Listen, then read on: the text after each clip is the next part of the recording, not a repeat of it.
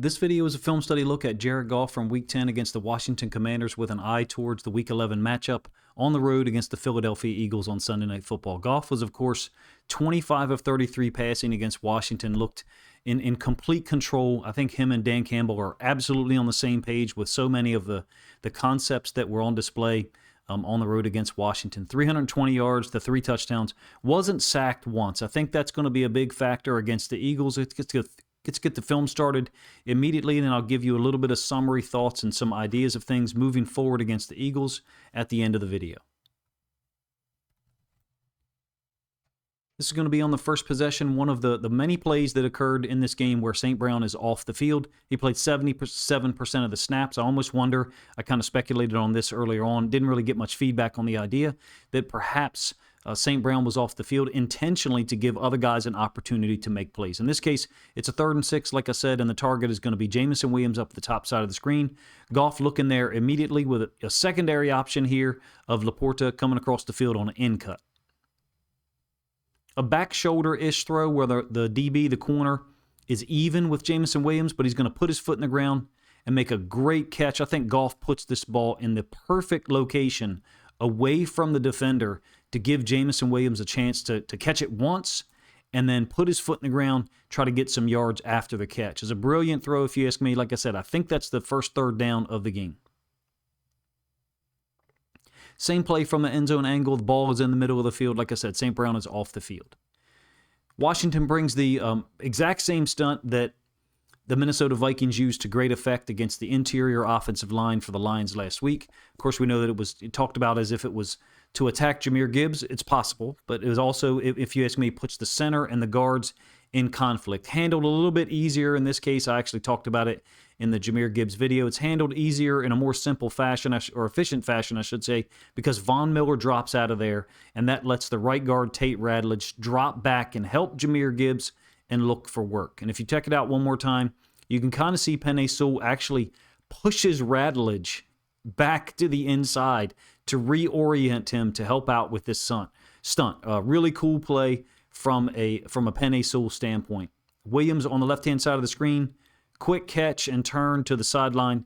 Looked explosive. He'll be a huge matchup edge for the Lions this week if Philadelphia allocates so much energy and attention to St. Brown like, many of the higher level defenses have done this season. Talking about the Bucs and the Chiefs.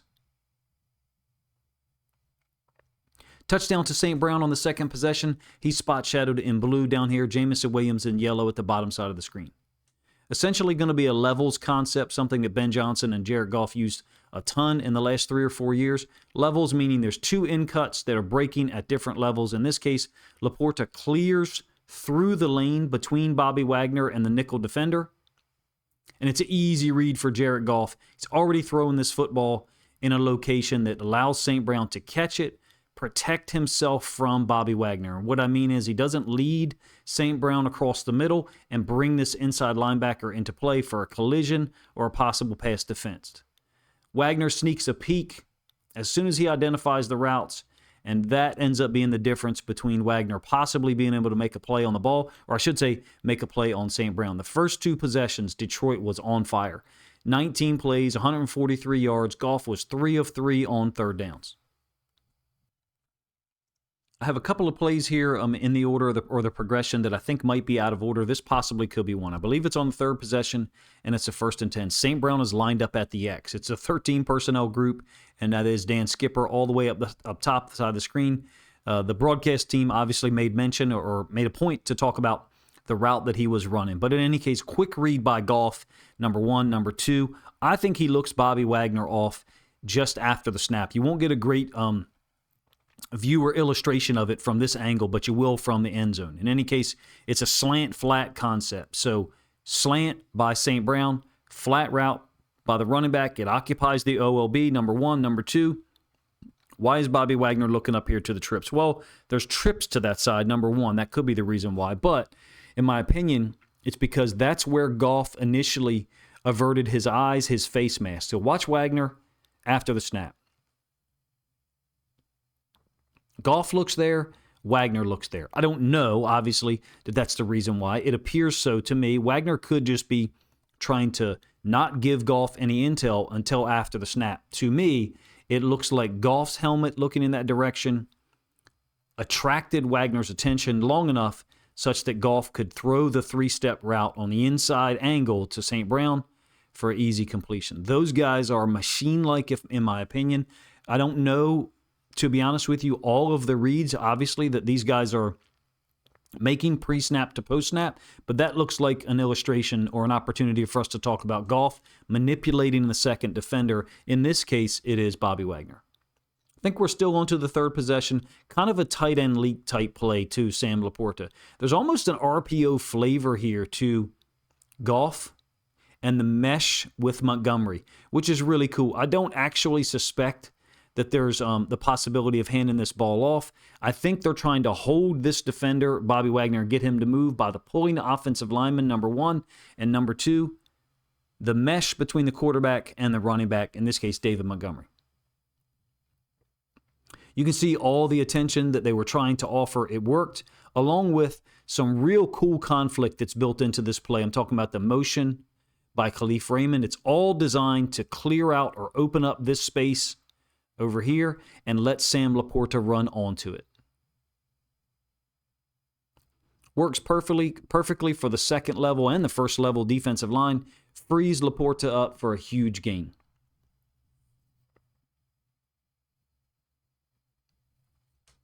Like I said, I've got a play here that's out of the wrong order. I know that it is this one. It's the first possession, the touchdown to Gibbs on a 2nd and 3. So there's a lot going on here from an obfuscation standpoint. You've got your two receivers, St. Brown and Williams, your two biggest threat at receiver, I should say, stacked at the bottom side of the screen, the left-hand side for the offense.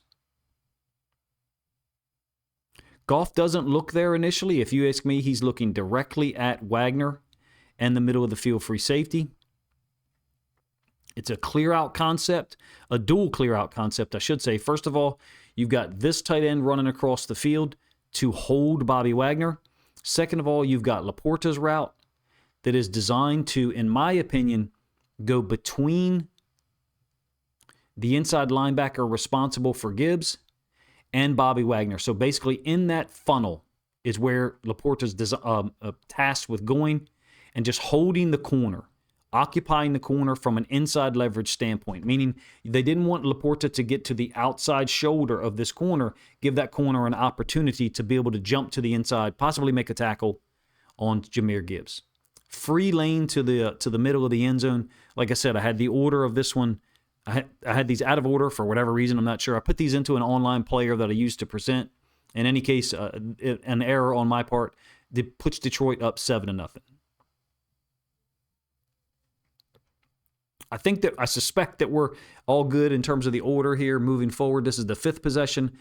3 or 4 shots to Jamison Williams that end up being completions. This is a 22 or 23-yard gain on a comeback that illustrates, number one, the athletic skills that Jamison Williams offers, and that he can threaten the deep route and then snap the route down and leave the corner in the dust, number one, but also the trust that Goff has in Jamison Williams. It's a second example of this conceptual type of play.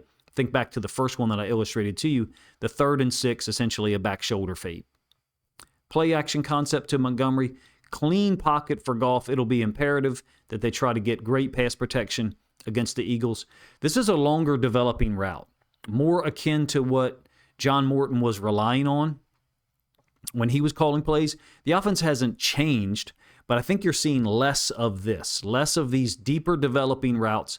And in this case, it's teamed up or married up with play action. That makes sense, right? You want to put the second level of the defense, perhaps some safeties in conflict, and you do it through play action, especially from under center. Same play from the end zone angle. It's a 12 personnel jumbo, in fact, with Dan Skipper as the tight end to the right. Play action concept, and they go max pro. I think it seems to me that Campbell is going to marry or tandem any of the deeper developing route concepts with max protection. And that makes sense, right? Morton, to me, seemed to be putting more stress. This is a generalization, perhaps overly so. Morton seemed to be putting more stress on the offensive line with less max pro opportunities when the routes were developing deeper downfield. Hopefully I explain that in a way that makes sense. You're more than welcome to A, be critical of it, or B, try to compare it to the way that other lines content creators or analysts have talked about the differences in the offense this week. A couple of in-breaking routes here to Jameson Williams that I think will be critical to trying to exploit Philadelphia's defense. They often, major in zone concepts and rely on their front four or front five to possibly get pressure on the quarterback. This is one of the two in-breaking routes that occurs in the second half that leads to a Jameson Williams touchdown. This one emanates off play action, and it's a jumbo personnel group one more time. It's jumbo 13, in fact, because you've got Skipper and Laporta at the top side of the screen.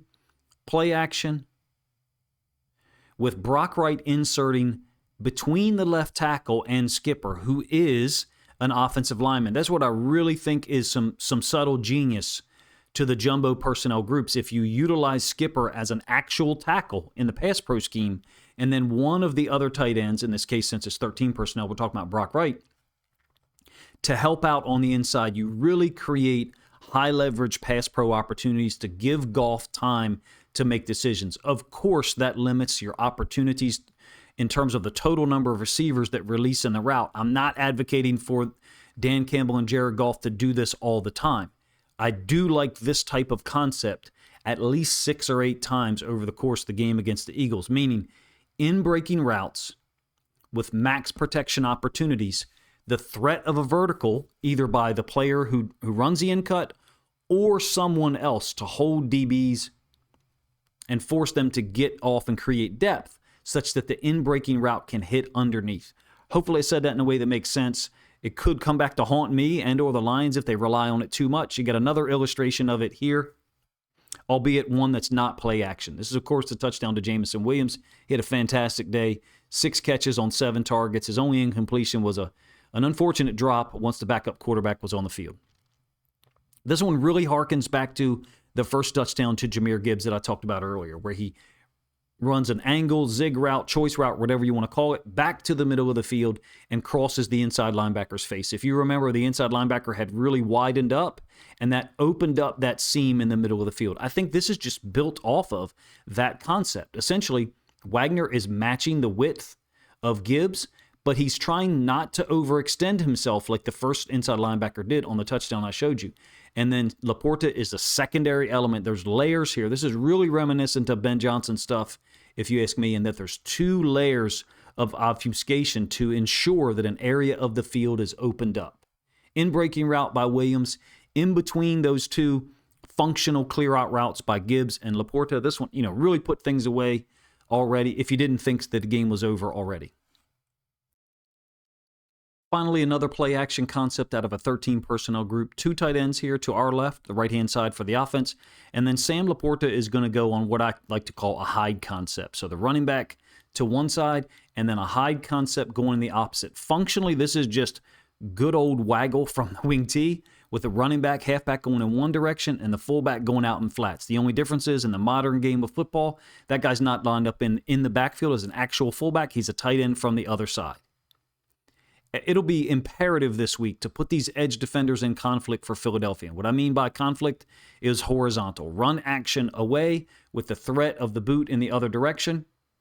And building in 2 layers of threats here, I think will be one of the things that Dan Campbell is tasked with doing. Meaning the hide concept gets the tight end in the flats, and then an over route with some type of athlete, wide receiver position, over the top of or layered along with that route. So emanating from the opposite side of the field. Oftentimes, if it's not 13 personnel, if you have another wide receiver on the field, you'll get a clear out route down here to really pull that corner out of the way. Goff with a quick decision. He's expert on these concepts. We've seen him use it for years. Goff, John Morton, and Dan Campbell's plan this week against the Eagles might look a little bit different than we saw against Washington, but I don't think so. I think that what we observed last week is the blueprint kind of moving forward for Detroit, and it's to safeguard the quarterback's ability to make decisions in the pocket, number one, occasionally with max protection if you're going with deeper routes, deeper concepts. If not, then you're going to be getting more guys out in the route, shorter average depth of target. I don't know the stats, to be honest with you. I don't have the time to research those types of things, number one. Barely have enough time to get videos done as the week progresses. In particular, the quarterback film studies that I enjoy doing, whether it's on Jared Goff, Lamar Jackson, or Sam Darnold. In my opinion, there was an obvious attempt to get the ball out quicker on shorter route concepts. I don't think that the Lions' offensive line is at a deficit when operating against this Eagles pass rush, but the Eagles are going to attempt to put pressure on with either a base rush of 4 and dropping 7 in coverage, whatever Vic Fangio chooses to utilize on a particular snap. I do suspect there will be times he'll try to bring similar blitzes to what the Vikings utilized 2 weeks ago in their upset win in Detroit, and one of the first ones that I showed you in this video, basically the inside linebacker cross blitz. In terms of Goff, so far in 2025, some of his statistical markers are even better than the last couple of years. 74% completion percentage, 20 touchdowns to 3 interceptions, 248 yards per game. His yards per attempt are more in line with what we're seeing here lately. This will be a huge matchup against the Eagles' defense, not just their pass rush and their defensive secondary, but point number 1 for me will be Detroit trying to establish the run. Some type of run threat that retains the ability to, A, provide run-pass conflict, but also horizontal conflict that could include that run-pass conflict at the same time. Think very similar to the hide concept that I showed you a moment ago with Sam Laporta slipping out in the flats. In any case, this is a somewhat abbreviated film study for Jared Goff for Week 10, and that I usually, would like to cover 12 to 14 either throws and or opportunities where I think Goff tried to change the play. To me, the operation looked smoother against Washington. That, of course, could be attributed to the quality of the defensive opponent they were facing.